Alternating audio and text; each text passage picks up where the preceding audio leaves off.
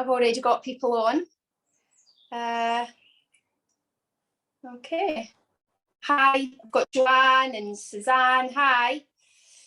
I'm just waiting for some more. Welcome to the Zoom. I'm all set up here with my dolly. Can everyone hear me okay? Just give me a...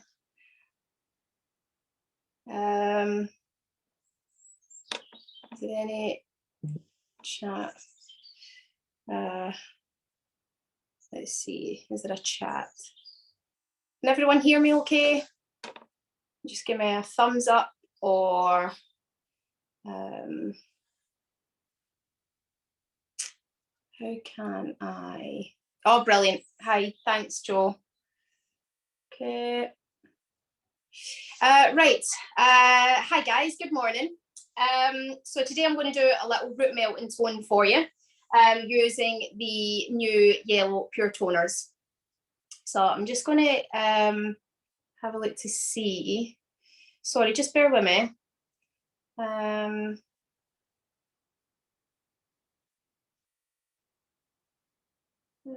What's that? No, that's not that one. Okay. Perfect. Okay, so I'm just waiting a couple of minutes to see if there's anyone else that's just a wee bit late. So I'm kind of set up here with my doll's head and I'm going to do a root melt and tone. I've got a water spray to wet her down because I did prep her earlier on over the weekend. I sort of prepped her with some more bleach highlights just to make this a wee bit more effective. So we're going to do a root melt and tone, and my colours of choice is on a depth of a 7 at the root, and I'm going to do a sort of violet toner through the lengths and ends.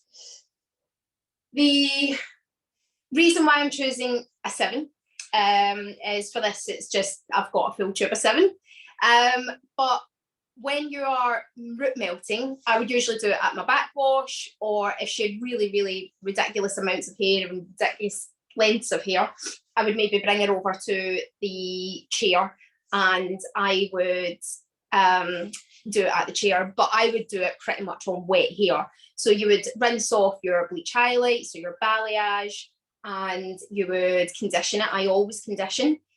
Sometimes I pre-tone, depending on whether that is using the actual toners, and then for 5 minutes and then rinse it off and condition it, or if I use the silver shampoo and conditioner to pre-tone. And then I always condition before my toners, and I just feel like that helps to make the porosity of the hair just a little bit more even. So your results will just be a little bit more even. Plus, it's so much easier to brush things through at the end. Like once you've sort of put your toner on, it's really easy to be able to manipulate the toner through the hair. So I'm just going to check and see if we've got any chats. Is anyone asking questions? Okay, if anyone's got any questions, pop them in the chat box. Let me see. And I will do my best to answer them. So for the sake of just hurrying up, I'm going to start mixing up. I've already pre-done one of my roots, one of my quadrants at the root, but I'm going to leave the sort of toning through to the end. So I'm going to mix up a 7. So let me just bring this forward for you so you can see what I'm doing. So I've got my 7 and 7 Cool, and I'm going to mix that up as a semi-permanent using the Tone and Tone Creator. So first of all, pop it onto my scales. I think if we do maybe about 30 grams, so I want half and half. So I'm going to do 15 grams of 7 Cool and then 15 grams of 7. 14 there we go. So the reason why I'm choosing 7, let's just say my client is a natural base 7 when you're root melting, you kind of want to stay on the natural base. You don't want to be taking it darker. I mean, you can take it darker if you want, but I wouldn't go any more than half a shade or one shade darker, just to help with the root regrowth as well. The whole point of root melt and toning is actually just root melting really, is so that your client has a little bit more of a low maintenance style out of her colour. When I say low maintenance, I do actually mean like maybe she can go an extra week or two, but it just looks better throughout. You know, you don't get that harsh root regrowth. So we're doing 15 grams of 7 Cool, 15 grams of a 7, which gives me 30 grams in total. Okay, teeny dot more. Once I've got my 30 grams, I shake up my Tone and Tone Creator and release all the sort of crystals and minerals that are through it. Your Tone and Tone Creator is your acidic formula, and that is what reduces the alkaline level of your permanent colours down to that of demi, semi and toner. So this is only going to be a semi-permanent, so I just want to do, we've got 30 grams of my tint here, and I'm going to mix it 10 to 1, so that means I need 3 millilitres of my Tone and Tone Creator. So once I've mixed this up, my scale should say 33. Okay, and this is why you need scales, because one pump should be round about half a milliliter, but it's not completely exact. So use scales always. Okay, so then what you do is we then mix the Tone and Tone Creator and your tint together. That helps to begin reducing the alkalinity of the permanent tint. Okay, weirdly, when I put that back on the scales, it says 30 grams. It doesn't say 33 after it's mixed together. I've kind of, it's weird how it does that. Anyway, so there we go. Put that back on the scales. And then what I'm going to do, I'm going to put it here. I'll mix in my 5 vol or my 1.5% peroxide. Always give your oxidant just a little bit of a sugar before you pour it in. I made that mistake one time when I mixed up a high lift tint and I used my 40 vol, and I don't use 40 vol ever unless I'm using a high lift tint. So it had been kind of sat like that in my cupboard for weeks, and I went to pour my 40 vol out and it came out so watery. I was like, oh God, is that right? And so I gave it a sugar and then I poured it again and it did come out creamy. So I had to ditch that and remake another one. Waste of product, but there you go. Okay, so you mix your peroxide on your semi-permanents and your toners, 1 to 2. So we've got 30 grams of tint in here, plus 3 mils of Tone and Tone Creator. I do not count the Tone and Tone Creator when I count the oxidant. It's just to the tint. So 60 grams of this. So 1 to 2 is 60 grams. So my scales will now say 90. Or you can clear your scales. Sometimes if you're mixing odd amounts, I know I've got some questions, I'll get them in a wee second.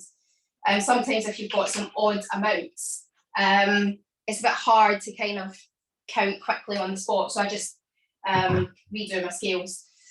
So I've got the little Eco Heads ping, so I'll line that up and then I'll let my ping do my mixing and I'll come to the questions. If anyone hasn't got one of these, you need to get one of them. They're absolutely fantastic. So let's have a look at the questions. Chat seems to be disabled. Oh, okay, well, if you've got any questions, Lorna, pop them in here. I will be able to see them. Sorry, I didn't get the other toner. I heard 7 and 7 Cool, Lorna. 7N.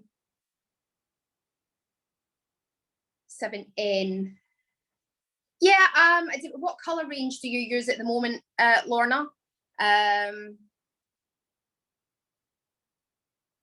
What colour range do you use at the moment? 7N, I'm guessing, is like a 7 neutral, so maybe that is a base 7.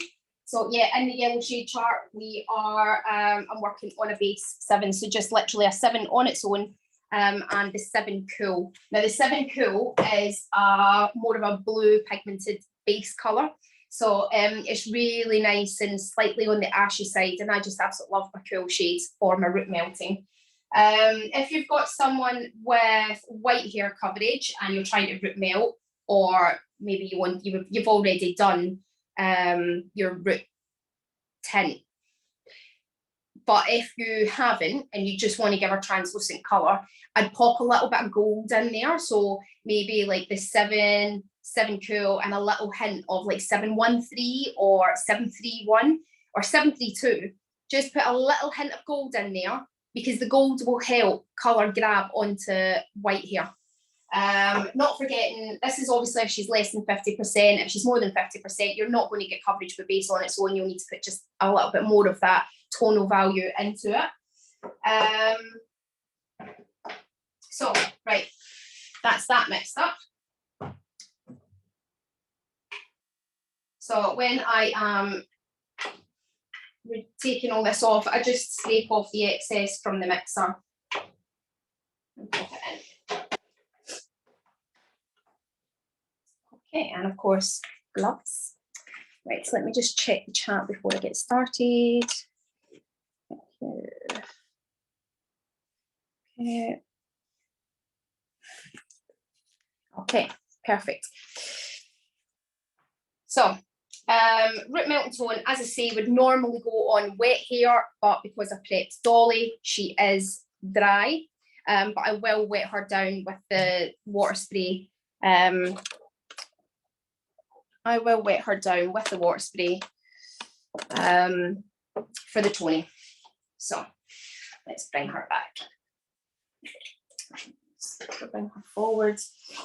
Can everyone see okay? I just want to make sure I am working on her perfectly. So just trying to think what the best angle will be. Yeah, go around here. Okay. So let me just pop this down.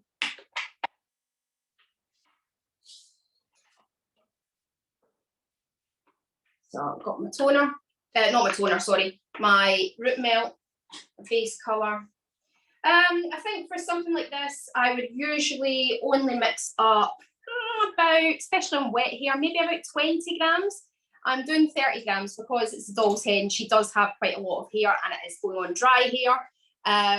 But yeah, I would, I probably wouldn't mix 30 grams, especially with the ping.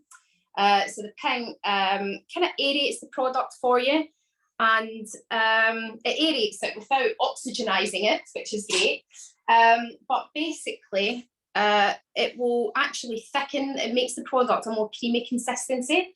And when the product is a more creamy consistency, you get sort of like more use out of it. So actually, I'd say if you were mixing up 20 grams of product and using the ping, it probably equals more like 25, 28 grams worth of product. So you kind of save product by using the ping.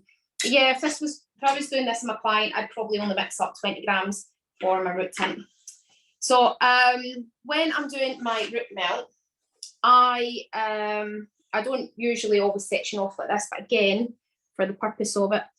So around the hairline, I always tend to kind of keep it really, really small, but sort of like where I want definition and a drag, that's when I will go just a little bit deeper. And I also have I always have a little towel to hand to sort of be able to wipe my hands and my fingers. And I always have a few combs and brushes just to help me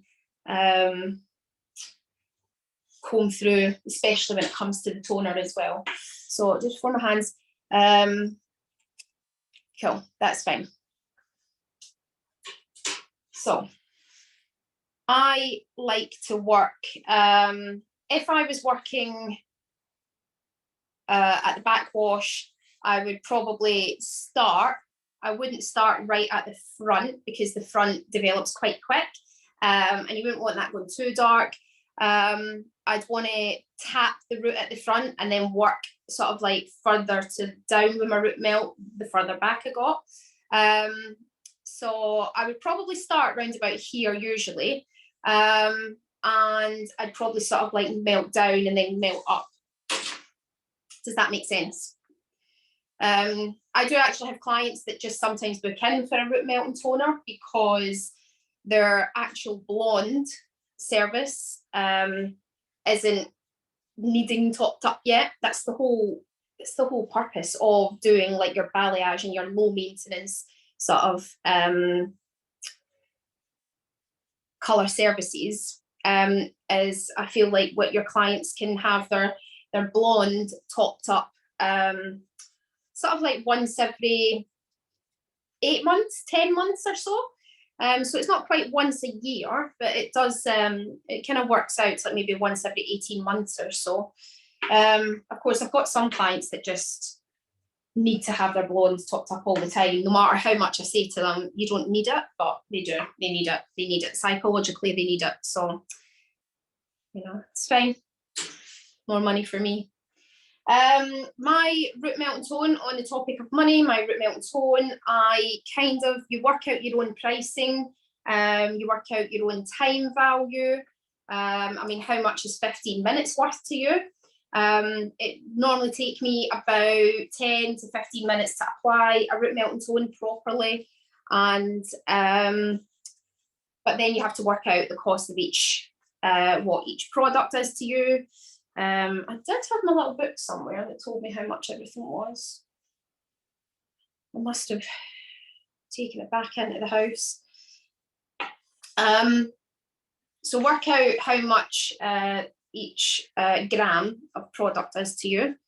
Work out your time value. But my root melting tone on top of a service is £32. Again, just because of how little product I actually use when I'm doing it. So I probably use about 50, especially with the new pure toners. I'll get on it, the pure toners, in just a second. But with the new pure toners, I mix even less colour. So it's got a gel formula and a gel texture, but it really goes far. I was so surprised. So I was mixing it up like I was mixing up my sort of cream colours into toners, and you know, I was like mixing up 20 grams, 25 grams of toners, and oh my god, I had so much left over. That was one of the biggest shocks when we were sent them to sort of try out and get used to them. That was one of the biggest shocks that I had, was how far the product went. So I just mixed up less, and I kind of find that, again, depending on the length of the hair, I kind of only need about sort of 15 grams. Sometimes I only need 10 grams of product.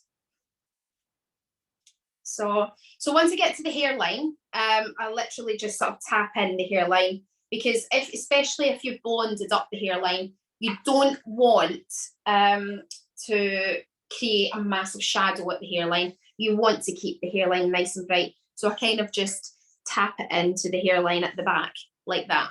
All right. Now, I'll mix up my toner in a minute. I'm going to do my roots first, and then mix up the toner. I don't use the ping with the toner. The toners mix so well easily. I don't actually need to use the ping at all.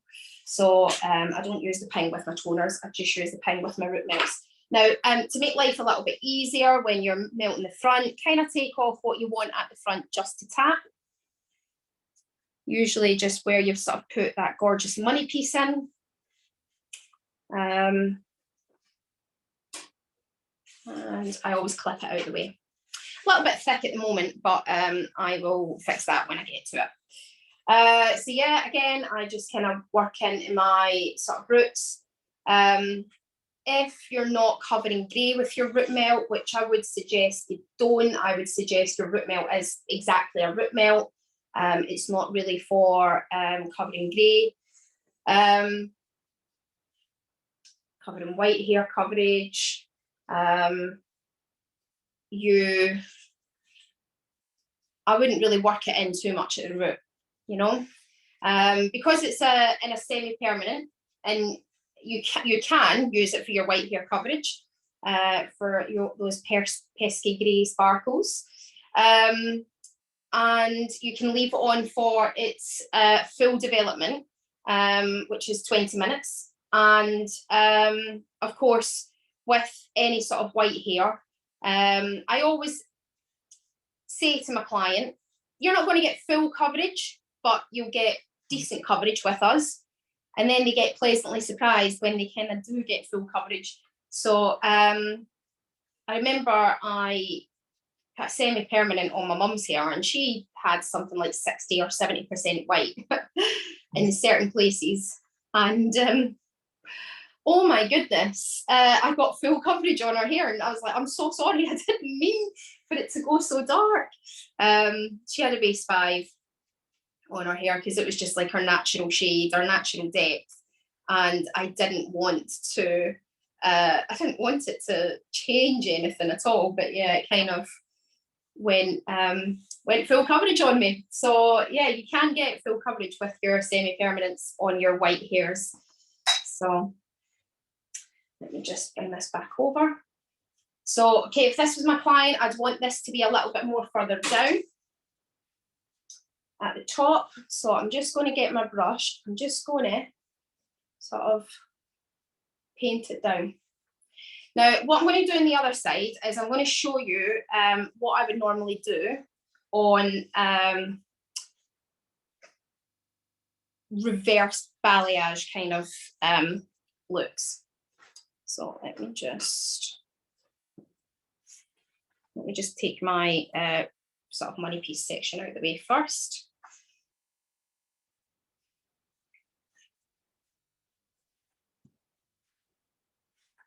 Come back to the money piece in a minute. Does anyone else hate how it's called the money piece? I prefer the term face frame. I hate how it's called the money piece. Okay, so basically what I do, now bear in mind I'm now at the front of the doll's head. So sometimes if I am just working on reverse balayage and I don't want it to be saturated at the root, what I'll do is I'll pick up, I'm quite visual with my reverse balayage, but what I'll do is I'll pick it up and say that there's a demarcation line of blonde here. I'll kind of just sort of paint it on like that. Let's see if I can tilt her over. So I'll just sort of like very, very lightly paint it on, just using the flat tip of my brush. All right. And then I will use my finger to just smudge it up. And say I just want to get rid of the demarcation line. That is all I would do to get rid of that. You wouldn't get rid of it underneath. So if you just paint it on, it keeps underneath quite dry, much like balayage does. So it would just be to sort of get rid of a little sort of faint blonde line. Does that make sense? But for the purpose of this, I am painting on. So I'll just show you that again. So let's just say I was just wanting to get rid and blend out some bold highlights. I'll just sort of use the tip of my brush, the flat sort of edge of my brush. So my brush is like going on like that, really nice and flat. And I would use my finger to just blend that through. And I'd really smudge it out down here. But if I wasn't using a toner, I would use conditioner to help. So I'd have a little bowl of conditioner here, and I would just sort of use conditioner to sort of help smudge and blend that line out and soften where the tint meets the hair. So yeah, that's what I would do on a reverse balayage. Depending on what I'm doing with my reverse balayage, if I needed to put dimension in, I would probably add some low lights to it using my tint as well. And I would weave some chunks of that out just to get the dimension in there. So let's just talk about the pure toners. I hope if you've not already got some pure toners, it is definitely something you should have in. There's 6 shades. 6 shades. 1, 7, 1, 7, 2, 1, 2, 3, 1. There's 6 shades. And they are, so it's a gel texture, and the formula is patented. Now, what our pure toners have in them is our trusty quinoa. Quinoa is all through the bleaches, and the quinoa is there to help strengthen and repair hair. So what the quinoa does, it strengthens and it helps to repair the hair fibre, but it improves, what it does in the toners is it helps to improve the absorption of the colour, and because it is so hydrating, it helps to improve the absorption of the colour, but it gives a more even result as well, because it is sort of repairing that hair structure, and it improves the colour longevity because of that as well. So our toners tend to last really well. The strength of the hair is 51% more in the comb, 54% in the combability, sorry, 54% more combability with using our toners. Now, let me just jump on and see if there's any more questions. No. Okay. Right, so let's do the money piece. Now that I've done the rest of it, let's sort of do the money piece. So let's pop it up. Okay, so my money piece. So this one I feel is just a little bit too thick, so I'm going to take this back into the same sort of like amount as that. When I'm doing a money piece, what I like to do is I like to sort of work so a little bit more towards the back of this space frame, working forward to just a tap. Now, if you're worried at all about any of the blonde hair touching any of the previously tinted parts, I always just have a little foil handy, and I always just put the foil like that overwards, so that when I am ready to take my section and I pull it back, then I'm not going to get any transfer of tint onto any of the blonde that I want to keep blonde. And that's just a little way to control that. I think a lot of people do get worried about the sort of transfer of it. And then, of course, the further on I am, I literally just want to root tack. So I want to keep that money piece nice and bright.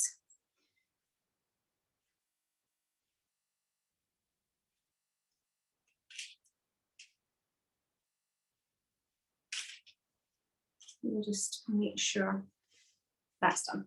So I'm just going to repeat the same on the other side as well.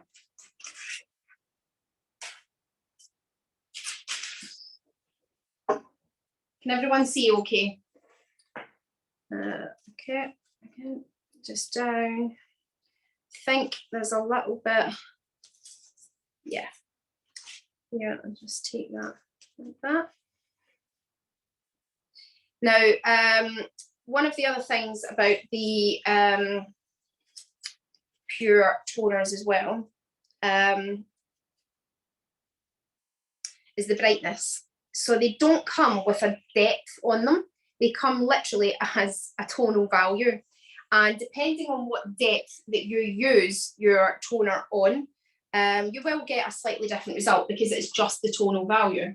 But it kind of takes that thinking about, oh, should I be using this one because it's a 10-to-1 and I've only lifted to an 8. If you use the 0.21, you'll get some sort of tonal value on your level 8, but you know that you don't expect a 10-to-1 out of it, if that makes sense. So just before I mix them up, this is the shade chart, and these are all the shades, okay? And then it tells you if you use them on the undertones, it kind of gives you a definition as to what shades will come out of it. So for example, these are your sort of darker tones. You get your 0.1, your 0.17, which is great. I love a 0.17 and a 0.7. Now, if you use your 1s and your 1.7 and your 7s on lighter bases, they are going to come up really quite grey and dark, and they're really good toners. But if you're going to use the 1, 1.7 and 7 on your lighter bases, just be so careful. You only need a small amount. I made that mistake when I first started using it, and I absolutely peaked my pants at my backwash, and I was like, oh my goodness, this went so dark. It was fine. It was absolutely fine. I just did a little clarifying shampoo and it kind of like brightened up a little bit. It wasn't a problem. But you do kind of just, your heart races. So just be careful of the amount that you use within it. They are fantastic though for kicking out all that unwanted warmth. But your 0.31, your 0.2 and your 0.21, they're absolutely beautiful on your lighter bases like this. They will really help to sort of just subdue any natural warmth and just gives a really lovely, bright, shiny tone. So it says here, like your sort of your ashes and your greens, they can be used in sort of darker sort of undercoats, but the 3-1, 2-1 and 2, they will only really take properly on your sort of lighter and sort of slightly medium blonde undercoats, as opposed to going into your sort of dark blonde and darker undercoats. So I'm going to mix up the toners, but before I do, I'm just going to give her a right good spray down. It's easier if I just turned her, wouldn't it? So I'm going to give her a right good spray down and just let that soak through while I am mixing the toner. My choice of toner today is, I think, 0.21, but I always love to put a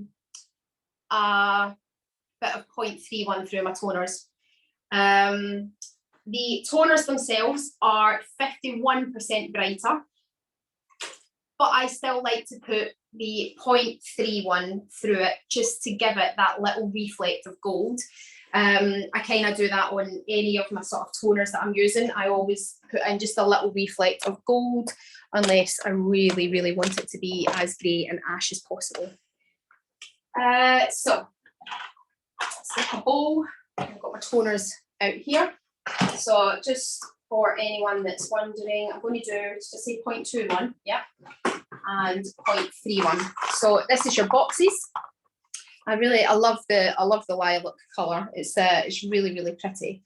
Oh, and it's got camellia oil. So it's got your quinoa and it's got your camellia oil. Okay. Now your camellia oil is so hydrating, and it will help to sort of keep your hair hydrated through the heat styling process afterwards. And that also helps to improve the shine quality of the hair and the softness of the hair. It's one of the other things that I love about these toners is that the shine afterwards is amazing, but how the hair feels like hair. Does that make sense? I always kind of say that when it just feels really soft, well conditioned, and strong, it just feels like hair.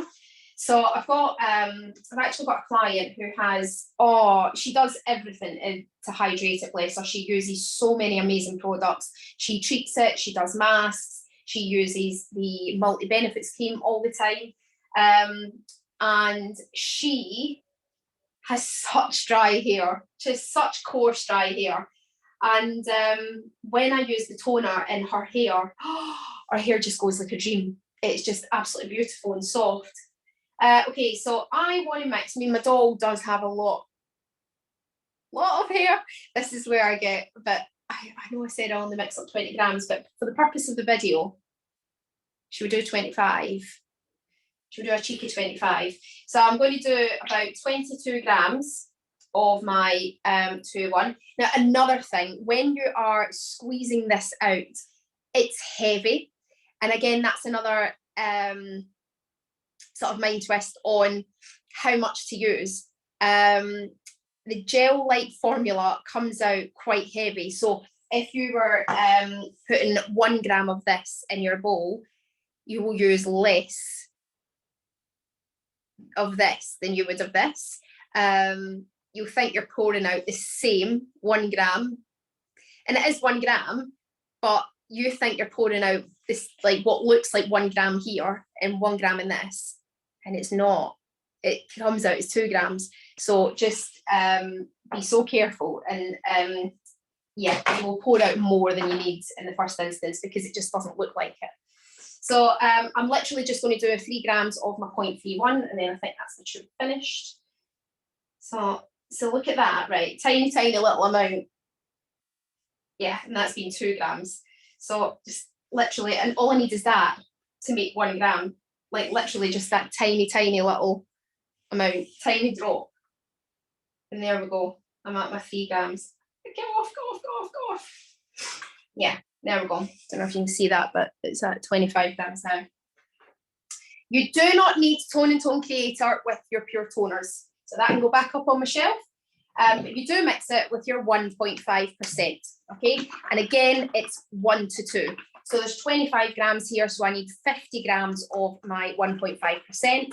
Again, I always used scales. I never use my little beakers, and I definitely don't guesstimate by eye. I always use my scales. Using the scales is the only way that you will be able to give true results. And you know then if I'm doing 50 up to 75. So that's when you know that if anything happened, you know it's not because of how you mixed. So always use your scales. So this mixes so well. So that's why I don't even bother using the ping with it. And it just mixes up. You can see how it's already taken like a gel consistency. In the bowl, it doesn't look like much, but oh gosh, honestly, it's it really does go quite far. Let's see, shall we? We've mixed up 25 grams. Let's just see if I need any more than 25 grams. So in, I think, I'm not sure if this deal's still on, but in the sort of initial buy-in deal, you did get one of these little bowls here as well. I've actually never used it. I was very excited to get it, and I thought, oh, I've always wanted to put my toner on with one of these bottles, but I've never used it, and I don't know why I've never used it. So I'm just a bowl and brush person, I guess, but I would like to try and use it. Right, okay, so now we've got a really good mix. It's really nice and creamy and soft, and it smells amazing. That way, one of the really good things about this, you know that way when you smell a toner and it smells really full of ammonia? These don't have ammonia in them. They're completely ammonia free. They're silicone free, they're ammonia free. They are honestly, they're so good. They're alcohol free as well, which is great because we know alcohol dries the hair out. So yeah, I always say that, like when there's ever something that's free of ingredients, or it's cruelty free or it's vegan friendly, I do make a point of saying this to my clients. My clients tend to love it. So right, yeah, look at that. I've mixed up 30 grams of root colour with the pink, and look how much is left. For the purpose of video, I don't care because it means I didn't have to mix up again during this live, but normally that's such wastage. So it's wastage in you, it's wastage in your money, and it's just wastage for the environment. I recycle all my stuff, so it goes in my little colour waste bag, but it is still wastage, you know? So yeah, that was 30 grams, and I've done her whole roots using the pink. So yeah. Right. Oh, let's get her back. Right. I know she's quite low down. Let me see if I can bring this down. She is low down because I'm short. She can't be taller, I'm afraid. But if I bring that down, that might be a little bit more useful. Stupidly made myself a cup of tea. Oh, I talk too much. Anyone else make themselves a cup of tea and then they don't drink it because they talk too much? Oh, my father-in-law once made me a cup of tea, and it was only half a cup. And I looked at it and looked at him and he went, "I've left out the top. What you're leaving the bottom." I was like, all right, okay, point taken, point taken. Okay, so toners. I like to start at the back, never at the front. The front grabs toners very easily, and in turn, you will end up with a really grabbed money piece. And I know that these toners are great because the results are usually more even than the cream toners. Except the cream toners in yellow, I've never really had an issue with patchiness, to be quite honest. So again, if this was wet hair, I would use my fingers, my 2 fingers here, and I would just sort of like melt that down. Using my fingers, I blend it out. If I fancied putting a wee bit more through, especially if I was trying to add dimensions, I could get my root colour and kind of bring it down a little bit. But to be quick in this, I'm just doing a root melt and tone. So but you could pick pieces out where you feel, especially through the back. I love, when I'm going for my lived-in look, I love to really add a lot of dimension through the back. Or, you know, when you're blonding someone that is darker, to give them a lived-in look.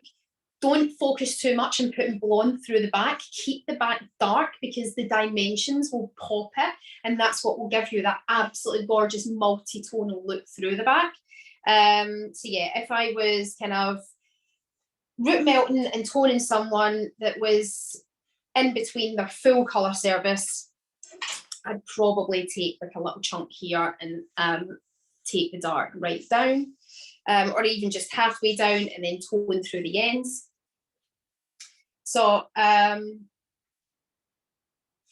toner, just I pop it on here first of all, and then I melt it down, and I really work that in to the sorry, something's just popped up. So I'm really kind of working that on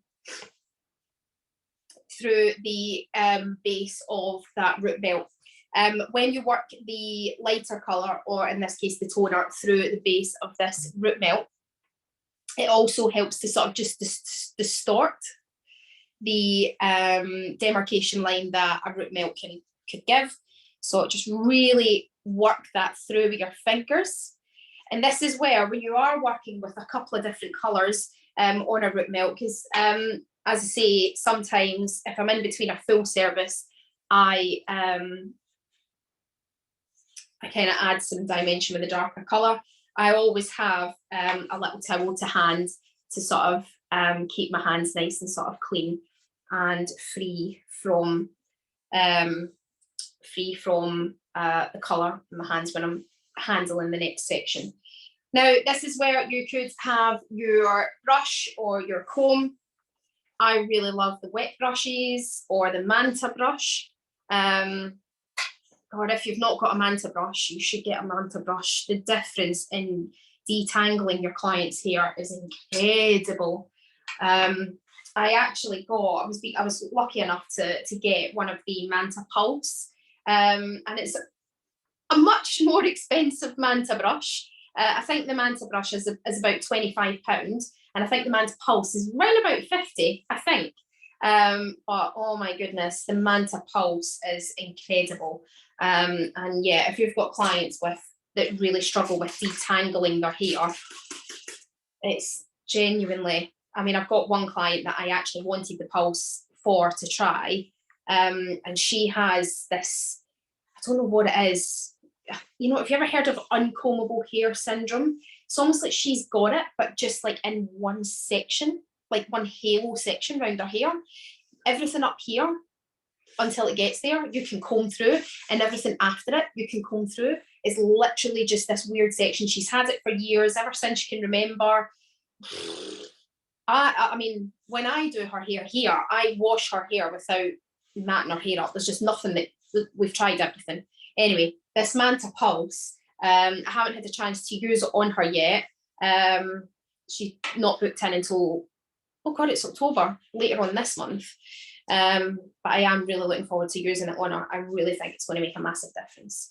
Okay, so again, there we go. I'll just wet my section down because I would normally be using this on wet hair, and just working that root milk down.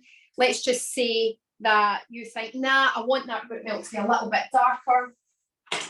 Just take your colour and just pop another little bit down like that. Again, just a really light bit. And then again, just use your fingers to just blend that down. And it just blends out really nice and soft. Blend it down as far as you want. And this is where, again, I would use my towel because I've just used the darker colour. And because I use in between my fingers, really give in between your fingers a little wipe as well. So let's go right across to the other side.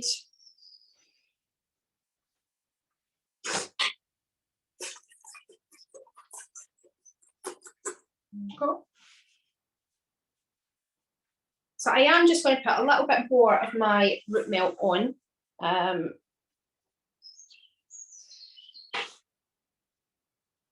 Just blend that down. And then grab my toner, and again, just put my toner right at the edge of where that root milk is. And I'll use my finger, and I sort of use it in an up and down motion. And I do put quite a decent amount of pressure because I want it to come right through to the other side. So, and I kind of like help, like I like to try and separate it as well, pull it in different directions to make sure I'm really saturating this little bit here. And you don't, honestly, you really don't need a lot. So that's what I put on just there, right? You really don't need a lot. And it goes quite far, especially on the sort of wet hair. Look, it's right through. So let me take that previous section now, and I'll use my brush to comb that through. So let me just do this little bit here now. Again, a little bit just at the root, and really kind of work that through. Again, literally, you can see how little that is. Work it through and brush it through. Now, the toners only need to be on, again, I would always watch it, but your toners do just take about 5 to 10 minutes, but you can leave them up to 20 minutes, especially if you've got someone's hair that's quite stubborn. So actually, I'm going to put this little foil up here like that while I'm flipping that over, just to protect blonde from the root milk. So again, just a little bit, just where the end of my root milk is, really working that down. I didn't wet it down, did I? And then again, just a little bit there. And I use the palms of my hands to massage that through. I don't try to disrupt the cuticle too much, and I only ever just use my palms, and then use my fingers to smooth. I like to comb my toners through. One of the salons that I worked in years ago, he never combed his toners through, and he kind of taught me that version of it, and it just never felt right to me. To me, I always need to comb my toners through. I prefer it. I think it gives you a much better result being able to comb it through. I feel like you get a more even result being able to comb it through.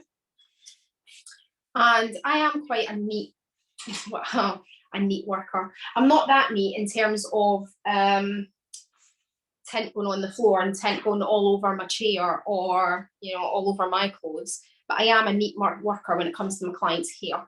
I'm not the kind of person that, especially if I'm doing a dark root tint, my client will never have stains on her scalp. One, because I'm so careful on my application around the hairline, but also I'm actually quite good at removing tint. So I was trained in the days of cigarette ash to remove tint. So I worked really hard to make sure that clients didn't have tint on their scalp at the front. So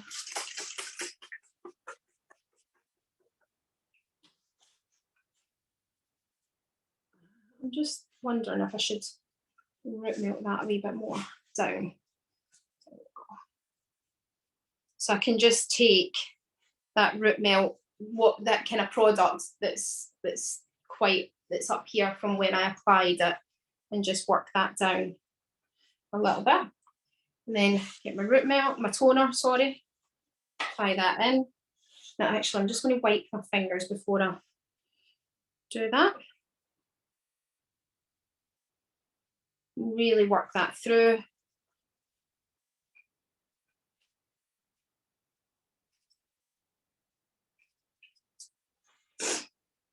Sorry, I've got such a runny nose today.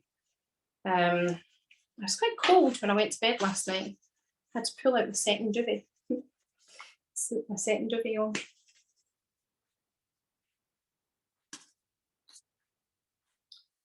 So I mean, I've still got loads of toner left, and that's all of the back done, pretty much. So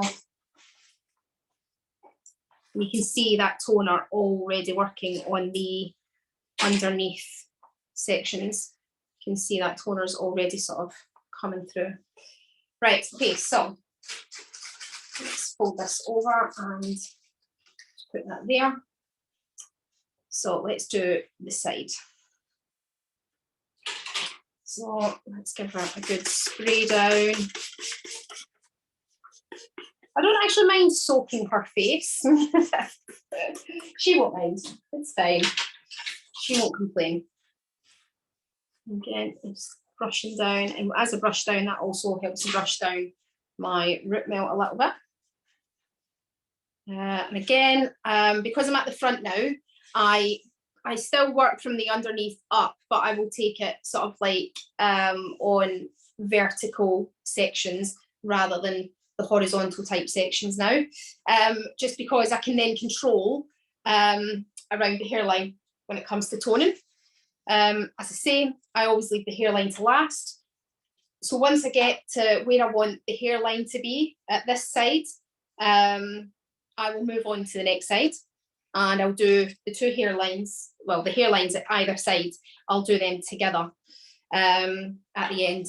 So, and again, sometimes depending on the client's porosity of how well she grabs to toners, or even just coming down to how cool she wants her hair, I sometimes wait until like the last 60 seconds of development overall to just pull it through that front bit, because I don't want the front to go to ash at all, especially when I'm using like a sort of 0.21 or a little bit of a 0.17 or anything like that. Just say she's got quite a lot of warm undertones through it, and I just want a little knob of 0.17 through my toners on my brighter colours.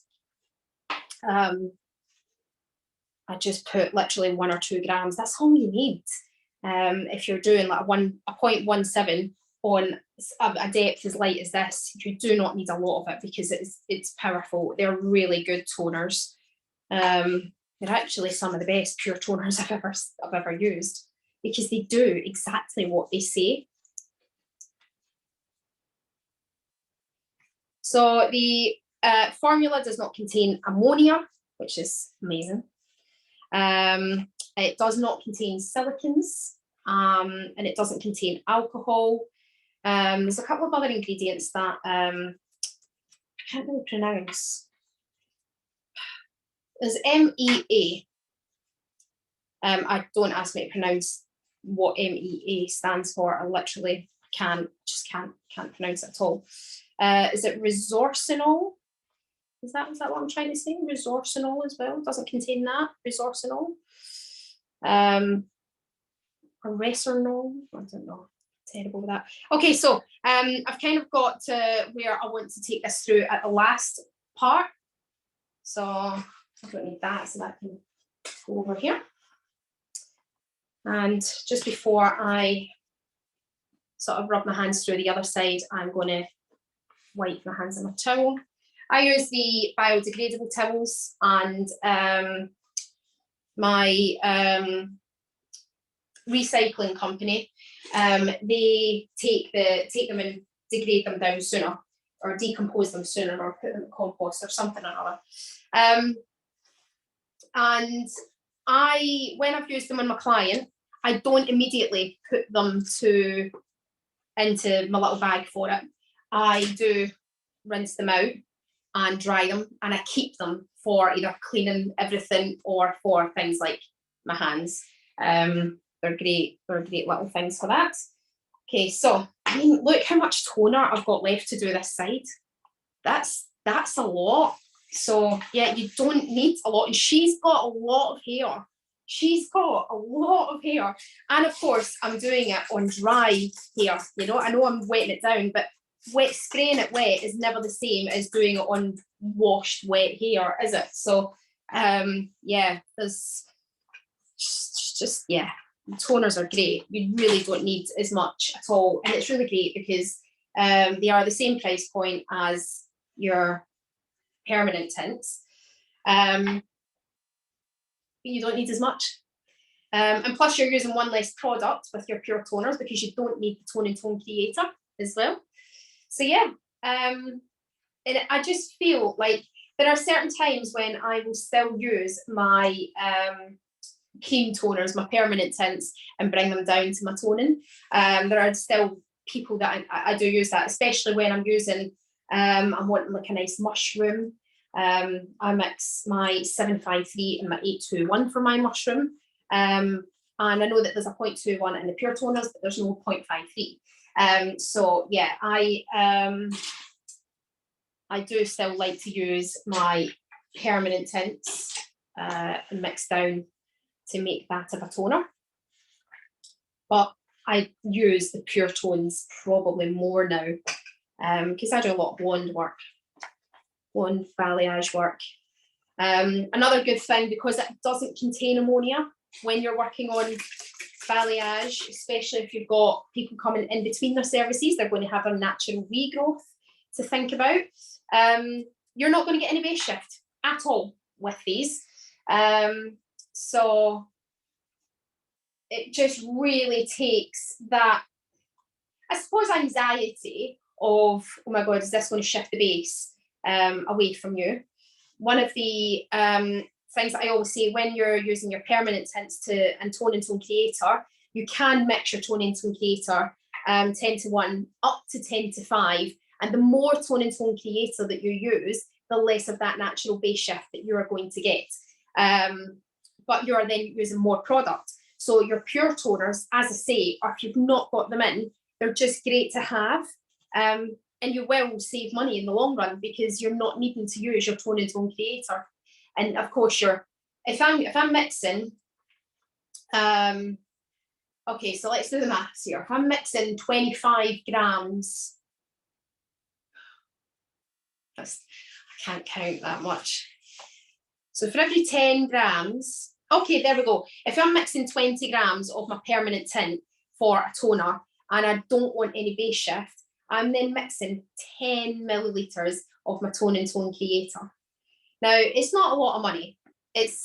But 10 millilitres of my tone and tone creator amounts to £1.40.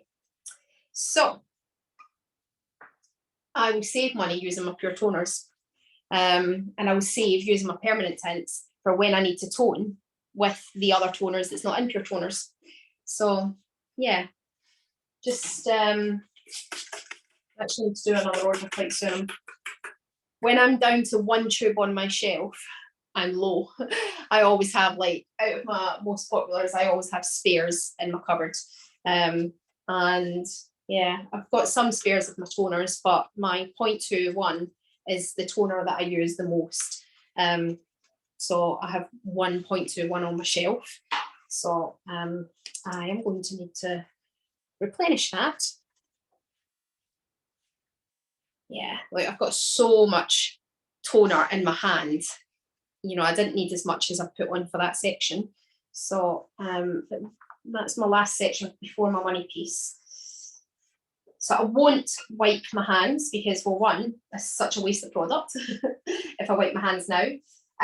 But I'm going to go on and start doing the money piece. But look, you can see that that's already sort of working. I'll show you the finished result. She's not going to be long before I need to wash it off anyway. Hang on, there's a bit there that I will add in. Yeah, she's not going to be long. I'll be like putting this on, chatting to you for 5 minutes, and then rinsing her off. A little bit more.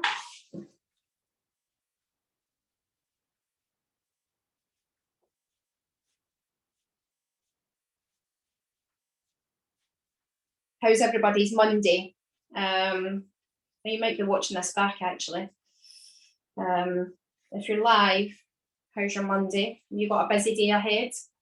I've got a regular client after this, but it's just a cut and blow dry. And then I've got the rest of the day off, which is actually really lovely. I like having a quiet Monday. It just kind of brings you back into the week just nicely, doesn't it? Especially if you've had a sort of more lazier weekend.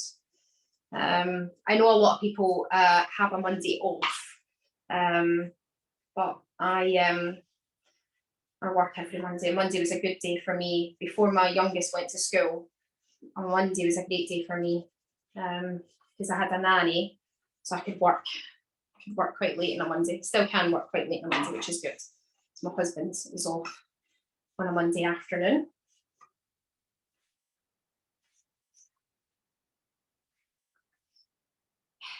If this was a client, if our dolly heads could talk, imagine our dolly heads could leave a review for us. Our poor dolly heads, the stuff that they go through as well. I'm looking at the state of her face. Do you ever have clients that complain that you're being rough? I do. Well, I don't have clients that complain I'm being rough, but I do apologise because I can see them wincing. And they go, it's okay, it's okay. I'm like, well, it's not. I know I'm rough. I'm very sorry. My husband, if I ever do his hair, which thankfully isn't too often, he goes downtown. I don't like cutting his hair. He complains that I'm rough. And I just imagine that if Dolly Head was alive, I think it's one of the first things they would say to us is, ow. Right, so yeah, I've got a little bit of toner left in my bowl. And bearing in mind, this has gone on to the dog's head, which is dry anyway, as well as it being dry because she was dry. She's got thicker, like she's got quite a lot of hair, doesn't she? So there is a little bit of toner left in that bowl, and that was 25 grams. So again, you're putting this onto wet hair. That's actually quite a lot left, considering how far that goes, you know, to have all of that, that's quite a lot left. So yeah, I'm glad I mixed 25 grams. I didn't have to scrimp for the purpose of this live, but yeah, you definitely don't need any more than 25 grams at all. Okay, so you can see that that's already kind of looking really good. You can see that's already taking quite well. Let me lift her up. Oh, God. She's not coming off. I can't get off. Oh my God, I can't get there we go. Wow. So yeah, you can see, I mean, look, you can see how shiny that is already. And that's, so can you imagine what it's just going to be so soft. I do love the smell of the toners. Yeah, I mean, look how soft and shiny that looks already. I can't wait to dry it actually. I've not actually used my pure toners on my doll's heads yet. I've only used them real hair, and whenever I've toned my doll's heads before, it was before the pure toners came out, so I've had to use permanent tints, and it does create a really lovely, soft, shiny kind of feel and look to the hair. But I'm really quite intrigued on what kind of finish we'll get on her hair, because her hair was quite dry. She didn't take well to me bleaching her, actually. I'm quite disappointed in how she went after I bleached her for the first time ever. She's quite an expensive dolly, so I'm quite disappointed with it, but whatever, it's fine. I don't really use her much. So you can see there with the money piece, it's keeping it slightly brighter than the rest of it by leaving the money piece to last. So you can definitely sort of gauge when is the best time to take your toner off by leaving your money piece to the last. I always kind of do that. But yeah, I'm quite pleased at how well that's grabbing already. So I think I'll give her just a few minutes, and then I will aim to take her off. I'm just going to give that a little bit more of a rundown. Right, okay, so let me just clear up so that I can get ready for washing it all off. As I say, she's not on the long. And such a waste of product that is, isn't it? Let's put on my wings for now. Sorry, bear with me.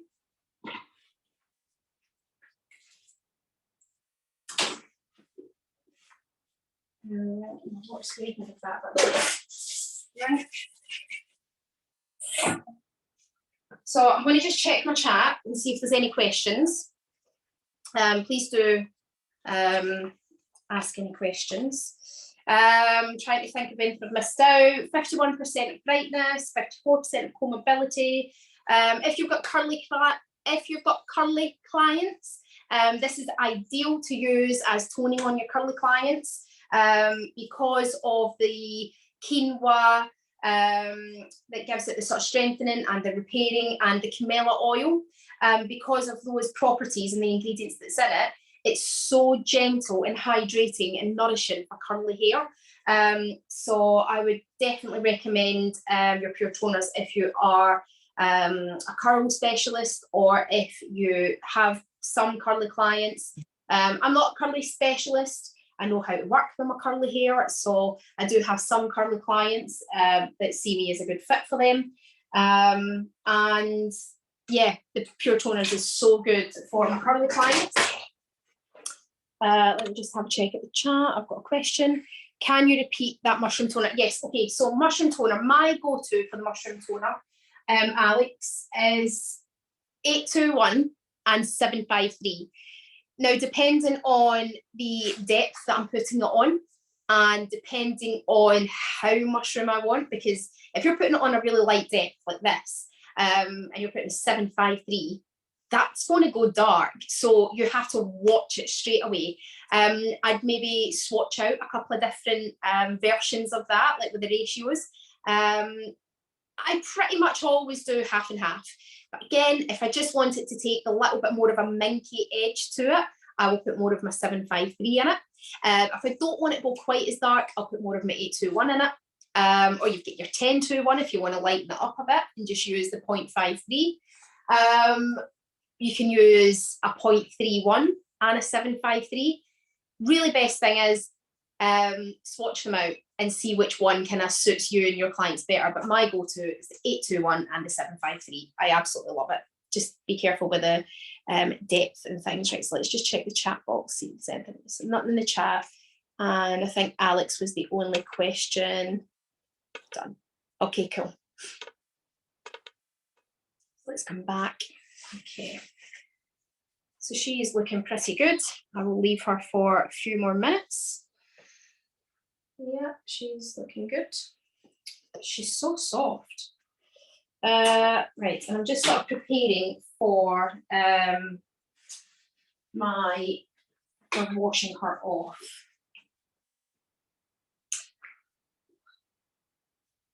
This will be fun. Oh, look at me, I'm still in my slippers.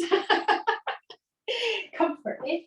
It's like, do you remember the jokes at the start of lockdown when all of a sudden people were on their Zoom calls and they would have like their shirt on or their blouse on or whatever up here because they'd be sat at the desk and that's all you would see is like from here up. And they would have like their pajamas on their bottoms or something. I've got my slippers on. I actually just forgot to change my shoes, that's all it is, because the shoes that I wear are so comfy that when I have them on, I forget I've got shoes on and I walk around the house and go upstairs wearing them like, oh God, I forgot to take my shoes off. So I kind of like, those are the shoes I'm going to wear today. So it's like, I forgot that I've got my slippers on. Right, let me see if I can readjust her to wash her off.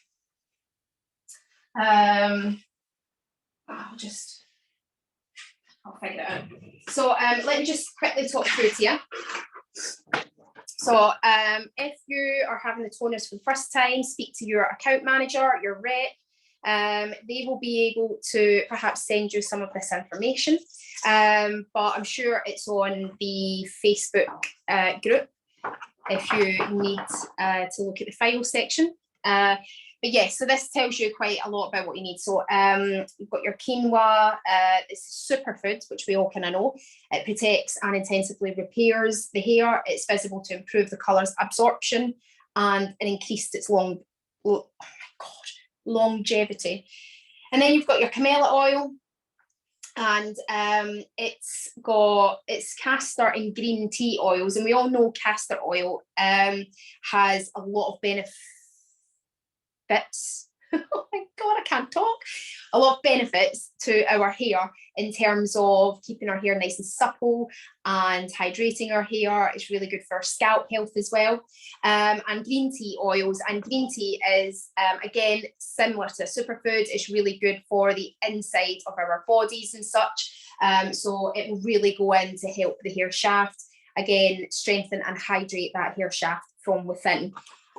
Because of that, the hair fibres remains hydrated even after styling with your hot tools for soft and shiny hair. So that's kind of what that does. It gives you a little glossy chart on your colours, what colours they have and what they will kind of look like for the undertones that you're going to be putting them on. Now, where the white is and the pale yellow, that's where your creamy sand, your 0.31, that's your first one. And your sweet violet's your second. Pearl Dream, which is your 0.21. And then you go into your metallic ash, your dusty grey, and your deep matte. Now, your deep matte is of a sort of green base. So, yeah, be so careful, as I say, if you're putting that on to sort of blonde hairs, be so careful if you're putting those kind of ashy colours onto your blonde. You literally need, I mean, you saw how much 1 gram was, right? Like literally a teardrop. So just be so careful that you're not putting more of that in. And then it tells you how to apply it and wash it off. So it tells you how to mix it, 1 to 2. So if you've got 60 millilitres of toners, you never need to use 60 millilitres of toners. You use 120 millilitres of your oxidant, which is your 1.5%. Do not use 3% or any of the other ones. It's 1.5% when you're toning. Even if you're using permanent colours and bringing it down with the Tone and Tone Creator, to make a toner, you must use Tone and Tone Creator. To make a semi-demi or toner, you must use Tone and Tone Creator, and you must use your 1.5% or your 5 vol. That's the one that you use. You don't use 3% or 10 vol or higher. You use 1.5%. And it's the same with these toners, always 1.5%. You don't need to use your Tone and Tone Creator. Apply to damp or dry hair with a brush or bottle. You saw I use my tint and brush, but you can use their little applicator bottle that they'll send you.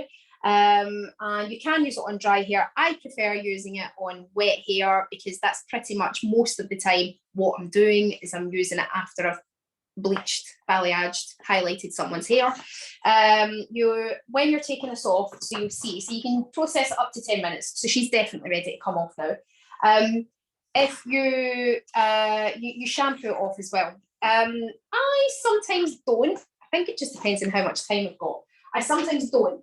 I will shampoo this off today, but sometimes because I've shampooed my client's hair twice and I've given it a nice good condition, sometimes I'll just give it a right good rinse and condition it out, but you can shampoo it out. And I do sometimes shampoo it out. And this is your shade chart. Again, when you speak to your rep or your account manager on ordering these in, ask if you can have your shade chart as well. It's always really nice and handy. And there's our curly haired model showcasing how beautiful and shiny her hair looks. Right, okay, so let's get this off. So, oh my gosh, she's so, there we go, that's better. Right, so let's get her off. I'll move the trolley out of the way and I'll take you with me. Please don't judge in my backwash area. There we go. So you can't see. I've got a massive box down here. Because I recycle everything, I've got a massive box down here that everything goes in. So, yeah, if Dom's head could talk. Oh gosh, can you imagine the reviews that they would leave us? So I'm just giving it a right good rinse out from underneath. I'll flip around in a minute. I'm trying to be sustainable and as environmentally friendly as I can be. So I invested in one of the eco heads, shower heads. I mean, I already knew how well the Ping is. And I'd heard such amazing things about the eco heads. And I had seen a sort of test on the eco heads versus a normal tap. And basically the normal tap and the eco heads were filling up a water jug at the same time. Now the eco heads shower head, if you haven't already got it or you don't already know, it gives you double the water pressure, but it uses up to 65% less water. And I just find that absolutely incredible. And it does work. So I have seen where, as I say, we use this, an eco head shower head and a normal shower head, or I think it was an REM one, to fill up a water jug. The REM one that didn't have the same water pressure filled the water jug up first, and the eco heads had only filled it up about a third of the way. Like, I just find that incredible. More water pressure. It sounds like it comes out faster. It feels like it comes out faster, but yet the old one filled the water jug up first. I just find that incredible. I really do. Okay, so I am really running low on my colour care shampoo, so I'm not going to use that. I'm going to use for repair because I've got lots of that. I'm waiting on Yellow, the Italians giving us the go ahead for the actual colour care, the new one to come out. Well, I think there's a new one coming out. I'm not 100% sure. I wouldn't bet my life on it, put it that way. I think there's a new one coming out. I hope there's a new one coming out. I do love the colour care shampoo. So yeah, I'm waiting on that coming out. So I'm going to give her my 2 shampoos as normal. Don't worry about the first one, no. I'm probably melting her head off. I can't feel with my gloves. Don't worry about it not lathering, obviously, because, you know, it will lather in the second wash.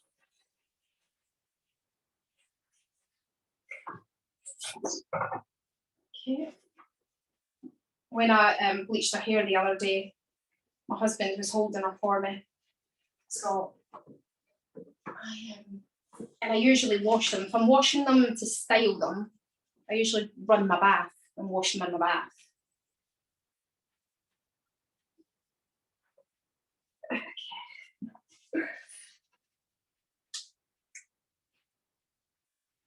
Okay.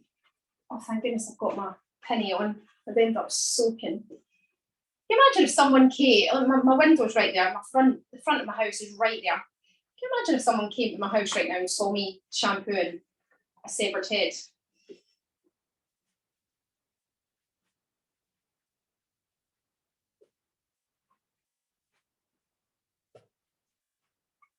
Look at how much lather I've got with that repair shampoo.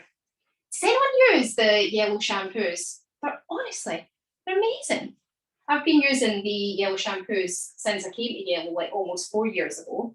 And the repair shampoo at the time wasn't out yet, but it came out within a few months of me coming on board for the Yellow brand. And oh my God, it saved my hair. So for anyone that didn't know me back then, I had bleach blonde hair, like a scalp bleach. And my hair was just, I styled it all the time. I blow dried it, I tied it up. I didn't straighten it, but I used my irons to curl my hair all the time. And my hair just, it was in a sun knit. And the repair shampoo really saved my hair. And it's one of the best things when you use a product yourself and then you go on to recommend it to your client. One of the best things that you can ever be able to say to your client is the experience that you've got with that product. And the repair shampoo is one of my clients that come to me for the first time with blonde hair. The repair shampoo is my best seller to those clients. One of the biggest things with me is that my clients that come to me, if they come to me with damaged hair, the only way they stay on my books is if they do everything I say. And I don't care whether they buy from me or not, but they have to be using professional grade shampoo. So quite more often than not, I will work in a little deal with them first time to make sure that they are walking away with professional shampoo. As I say, I don't care if they buy from me or not, but I will offer that deal. And so that if they do buy from me, I know for a fact that that's what they're using. And I can tell the difference in whether they're using it or not by the time they come to me again next. I had one client and her hair was in such terrible condition when she first came to me, such terrible condition. And she been coming to me now for not quite a year, and her hair's, the difference in her hair is unbelievable. So she used to straighten it every day. She didn't wash it every day. She just kind of woke up after sleeping on it and woke up to a kink in her hair. And she was straightening it. And her hair was just in terrible condition. It was all broken at one side, and it was horrendous. Anyway, if it was any worse, I've got my hair. I think I've eaten my hair. If it was any worse, I wouldn't have coloured her hair. That's how bad it was. Anyway, so we coloured her hair with lots of Bond Hero, with the treatments afterwards, and she does everything I say, and she doesn't straighten her hair at all anymore.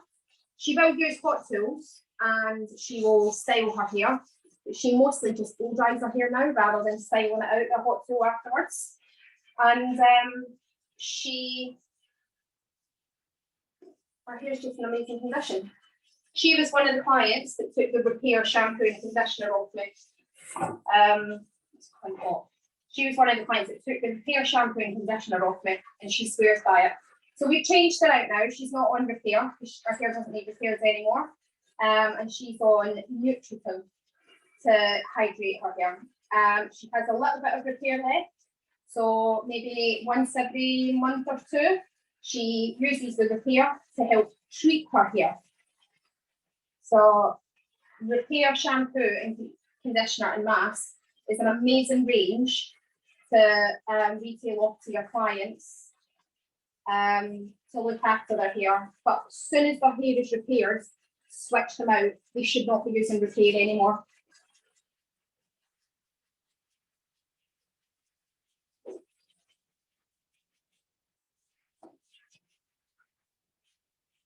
Right, 54% combability. This is going to put this to the test, isn't it? Although don't judge. She's not been looked after very well. She, until the weekend, she was in a cupboard. And she still actually had, like, way down in my grid, there's like a little style I've done with some gold thread back in April, May of last year. Not even this year. That was the last time I had her out. So yeah, she'd been in a cupboard for over a year. Right, okay, so let's get a towel and get her dried. What more? Right, okay, 11 o'clock. That's fine. I've got 15 minutes. So let's get her, even if I dry some of it, we can take images and post them up later, but let's get her dried. We're on time. We're all right. I've noticed that I've had a couple of questions come up, so I'll check them out in just a second. Okay. Okay, so let's get you back here. Let me just check these questions first. I can take my gloves off, can't I? What were the formulas I used in the doll's head? So Alex, I used 15 grams of base 7, 15 grams of 7 Cool. I used 3 millilitres of Tone and Tone Creator, and I used 60 millilitres of 1.5% oxidant. Okay, so that was what I used on the root melt. For the toner, I have used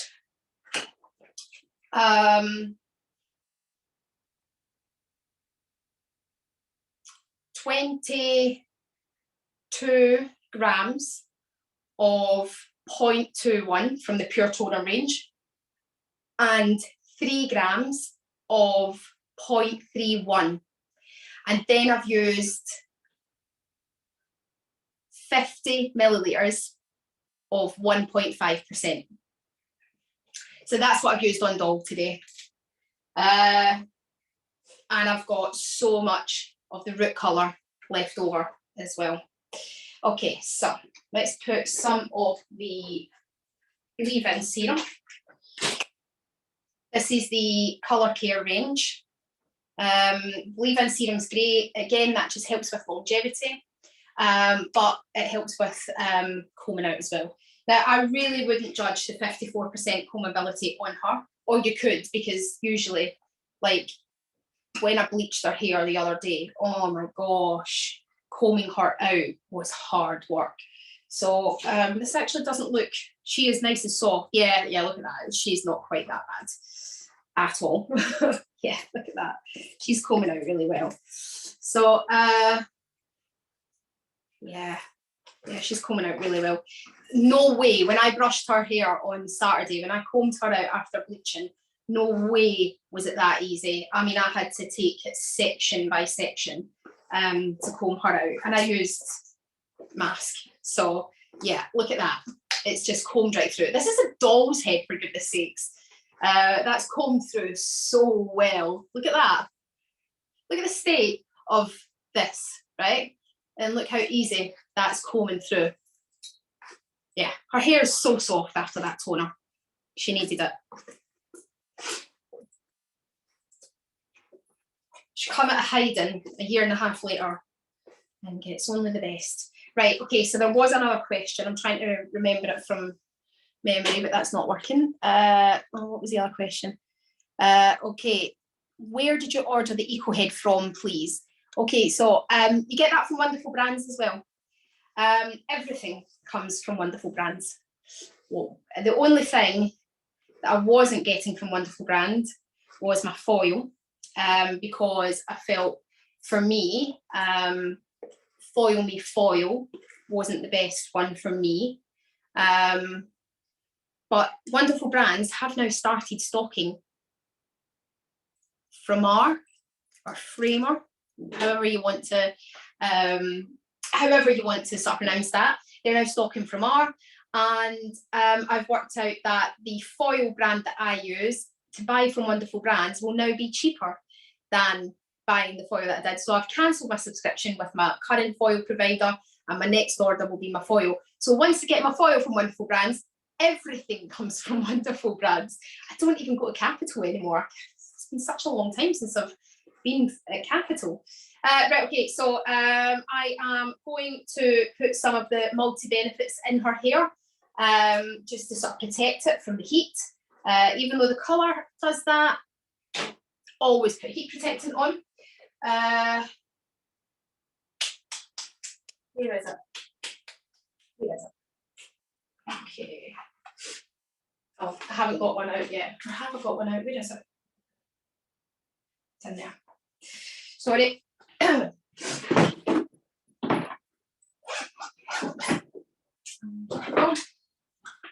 So, let's put my multi-benefits in. A few pumps of that. I always rub it into my hands and into my fingers, and then distribute it through the lengths and ends, and then bring it up into the front bits here as well.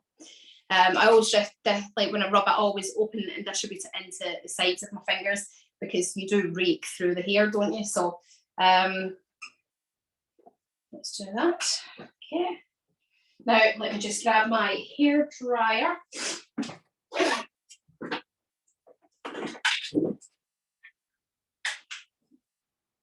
Okay, so this hair dryer, again, from Wonderful Brands, is the new Volecta. It's brilliant. It's small and compact, which is great because I do a lot of mobile work. I have my studio and most of my clients come here, but I have got quite a few clients that I do go mobile to, and I always keep this one in my case because it's just so compact, it fits in there. I actually need to buy another one. That we've got one in here and one in my case. But it's great. It's loud. And it does feel a little heavier, but the results from blow drying is just so worth it. So worth it. Just had my question. I love the oh yes, Louise, it is so good, isn't it? It dries the hair so smooth, but when I am working on volume, you don't have to work hard. That's what I find so incredible about it. I don't have to work at getting volume in the client's hair. It also has an anti-frizz setting. So this little button here, anti-frizz.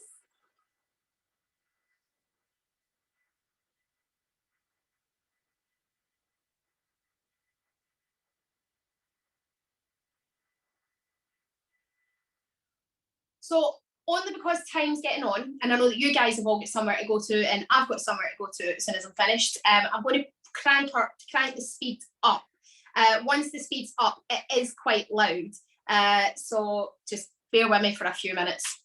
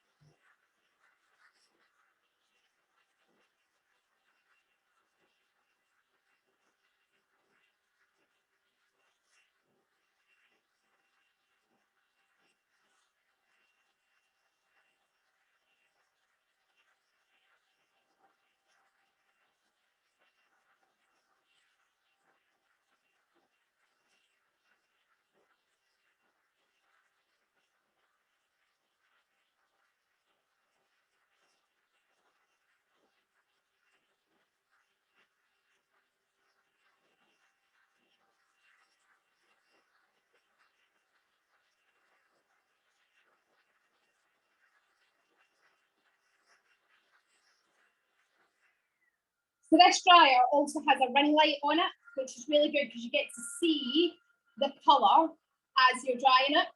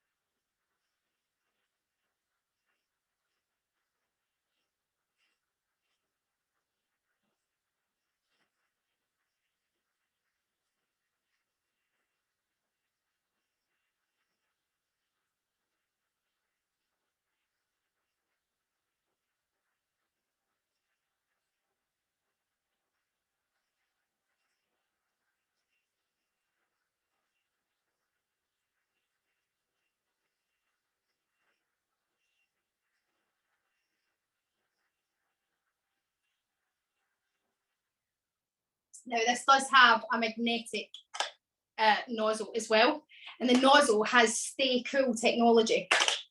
So if you accidentally knock your nozzle off and you need to pick it up, you don't need to go hunting for a towel first. You can pick it up and put the nozzle on, and it just like clips on and off, which is great because I'm the kind of person that likes to sort of twist. Oh, sorry.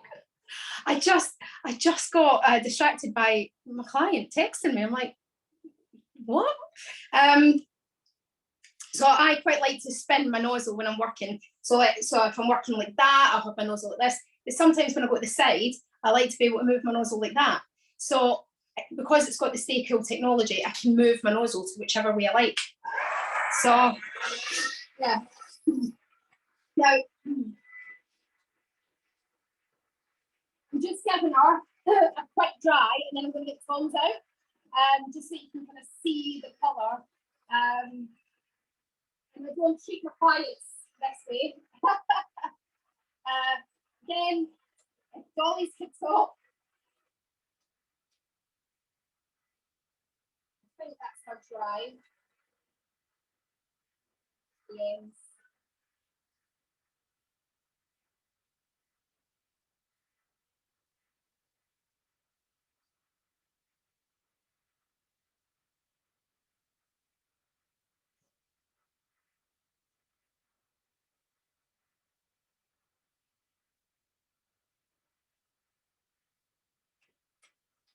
I mean, I don't know if you can see the shine on her.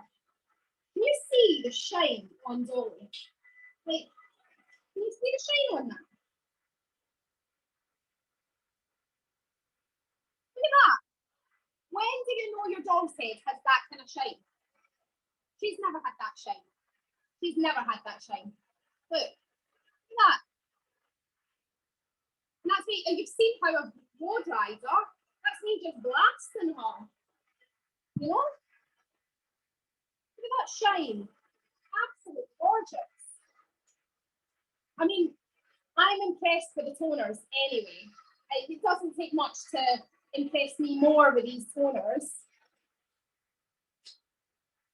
But to see the shine, that shine on this doll's head, look at it.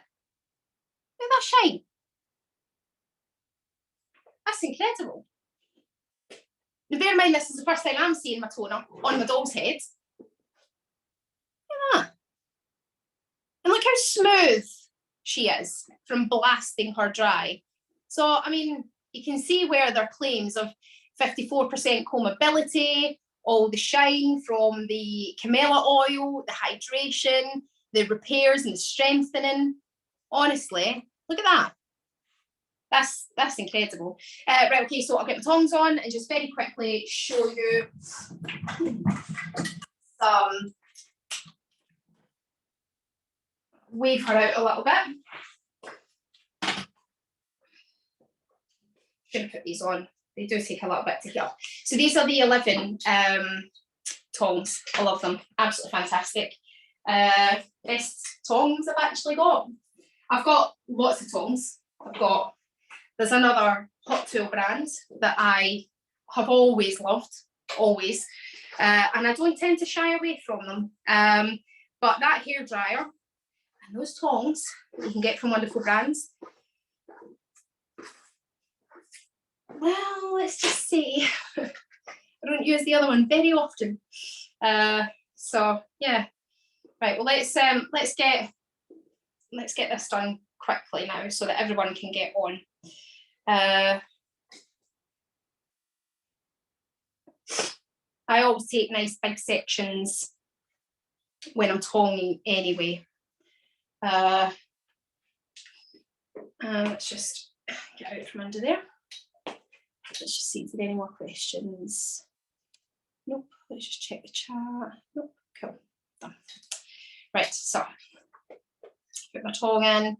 As soon as you put your tong in, always create a little bevel so that you don't get an indentation mark from the clamp as soon as you pop it in. So always sort of bevel your tong straight away.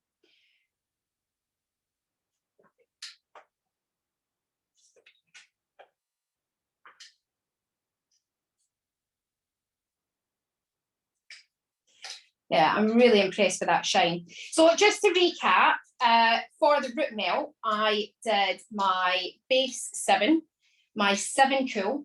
I mixed it as a semi-permanent or a demi-permanent, and I used on a 10:1 ratio of the Tone and Tone Creator. I mixed 30 millilitres of tint altogether, so equal amounts of 7 and 7 cool, 3 millilitres of Tone and Tone Creator, and then on a 1:2 ratio of oxidant to the tint, I mixed 60 millilitres of my 1.5 or 5 vol peroxide. When you're mixing your semi-demi and toner using your Tone and Tone Creator, the rule is that you would mix up your tint, you will add your Tone and Tone Creator, then you will mix that together to combine that. And that's what helps to reduce the alkalinity of the tint. Now, the tints are already low alkaline anyway. The alkalinity is about 9.5.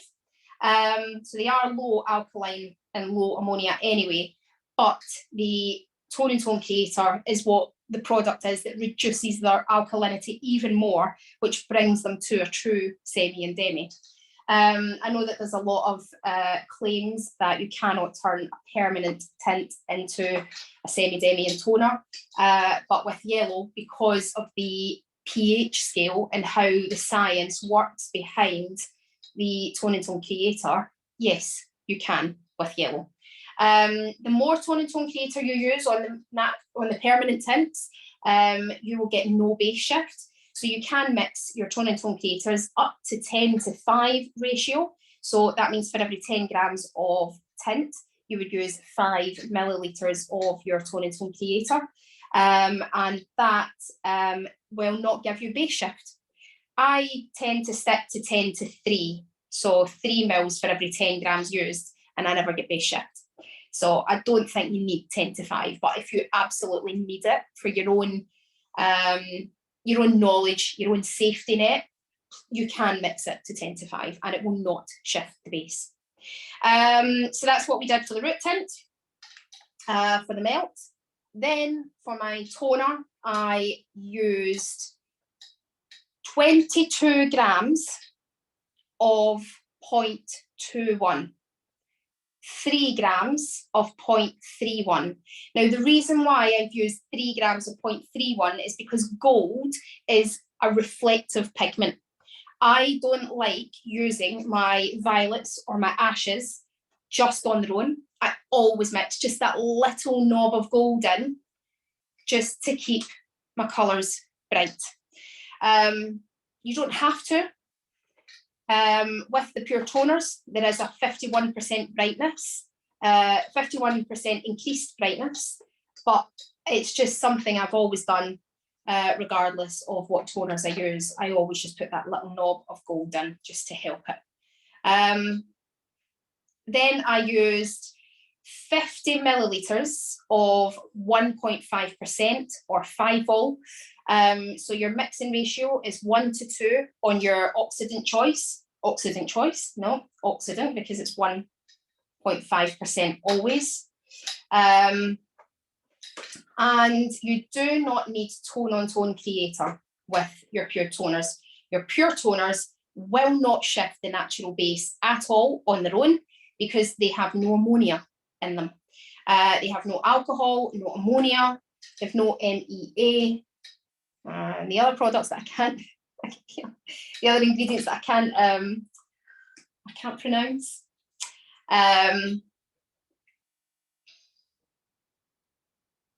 The reason why I chose 7 cool and 7 doesn't matter so much on a dog's head, really, but I mix my root melts on my client's natural base. Now, more often than not, my client's natural base is either 7 or 6. So that's why I chose the 7, just because I thought it would be the best one to showcase for you guys here. But when you're doing root melts, I never stray from the natural base. I don't often choose lighter either. because you're choosing your natural base to help with any blending of the lines that highlighting can give you, or root bleaching or anything like that can give you. You're just blending that in. So to blend, you need to blend on the natural base. If you blend lighter, it's not really going to do much, and if you blend darker, then your client might be left with a demarcation line. So yeah, that's why I chose my 7. I had root melted her ages ago, so she's had 2 colours on her really now.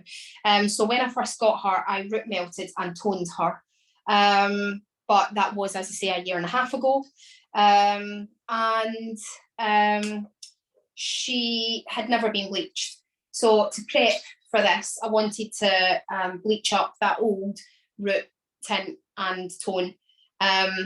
So I prepped her by bleaching her with 7 levels lift and 20 vol, and I just sort of gave like a balayage effect to her. I highlighted the front for the face frame, I encased that in foils, but for the rest of it, I just balayaged her.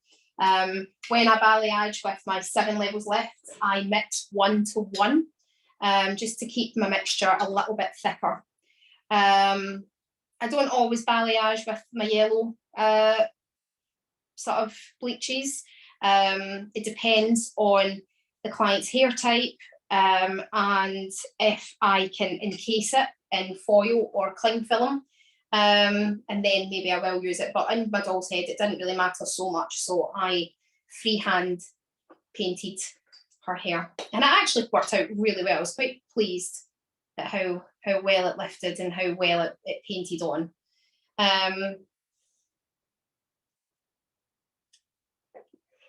So I'm nearly finished, then I can get her brushed out for you. When you are rinsing your toners off the hair, make sure, if you're not going to shampoo it off and you're only going to use conditioner, make sure you're rinsing her really, really, really well.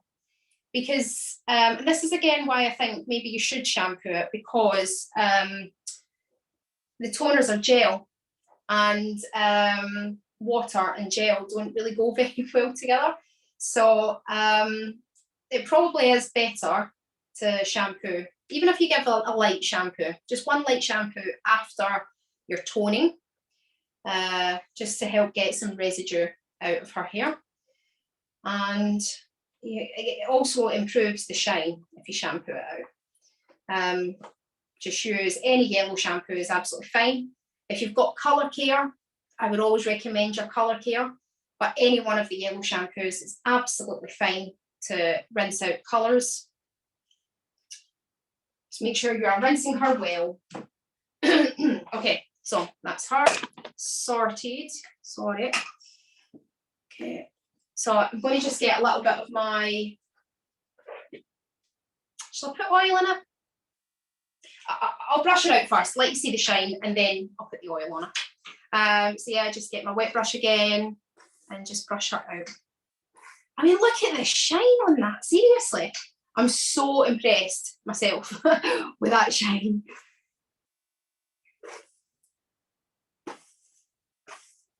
And the tone is just incredible. And the blend is so nice as well. So I'll lift her up in just a second, and you can get to see her. If I can get her off again. Oh, she does not want to come off of these things. Right, so look at that.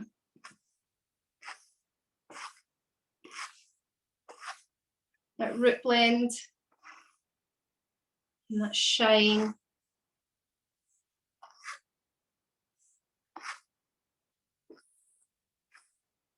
You can see the violet tone just kicking through there. It's really reduced all of that horrible sort of yellowness to her. And it doesn't go. Another thing, when you're using these toners, one of the things that us educators, when we were trying them out, we all kind of said the same thing, that we're like, oh my God, it looks quite scary when it's at the back wash. It looks like it's dark. It looks like it's grabbing really, really well. You've just got to trust that process, because look at that. I mean, look how long our toner was on, because I was chatting. It was on for 15 minutes, right? And it says about 10. So, and 10 is obviously the maximum kind of amount of time for a toner, if you like. And look, it's not taken so dark at all. But look at it. Look how it's just really picked up on the highlights. Just gives this absolutely beautiful multi-tonal look. Now that's just shampoo, conditioner, the colour serum to help with the longevity and the detangling. The multi-benefits, which I would always use in my doll's head anyway, because I need the heat protection in my doll's head. But look at that shine. It's absolutely gorgeous. It's so soft. I wish I could let you feel it. Really soft and shiny. So yeah, I hope you've all enjoyed that one. So I'm going to put it back on and put some of the Star oil. Now, if anyone's not got the Star range, oh my gosh, you need the Star range. So, I mean, I've used so much because I use it all the time. So this is the hair and body oil. And it's got some, I don't know if you can see those little pigments inside there, little crystals inside there. So that helps with the luminosity as well. It is pomegranate. It smells amazing. And mullein,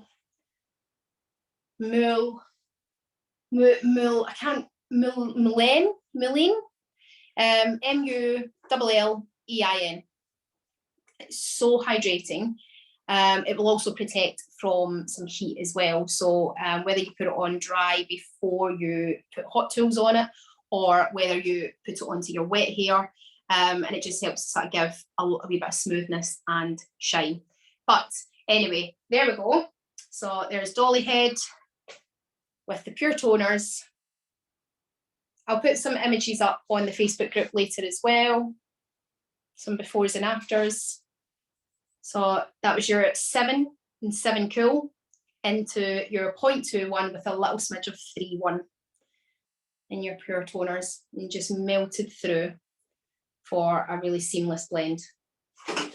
And the root tap at the front, you can see, keeps the front really nice and bright. So you've got this little bit of a shadowed area here, but just through the front, it just keeps that money piece popped, but still blending out any sort of little bits of root here at the front. Just keeps it nice and soft, nice and bright. Oh, come back. I don't know how to get her back. How do you get her back? Is that how you get her back? Yeah, there you go. So let's spin her around a wee bit. So yeah, I hope you've all enjoyed that. Oh God, I have to go now and get my clients sorted. I'm sure you guys have all got a really busy, planned, full day today. But if you've got any questions, pop them into the yellow Facebook group, or send your rep a question. We also run colour clinics, so you can always request one of them. But that's the new Pure Toners. I hope you've enjoyed it. So this is being recorded, and you'll get the email to watch back later if you've missed any of it, or if you just want to watch back for your own sort of memory or whatever. But thank you so much for joining. It's kept me busy this morning, so thank you so much, and I'll see you all later. Thank you.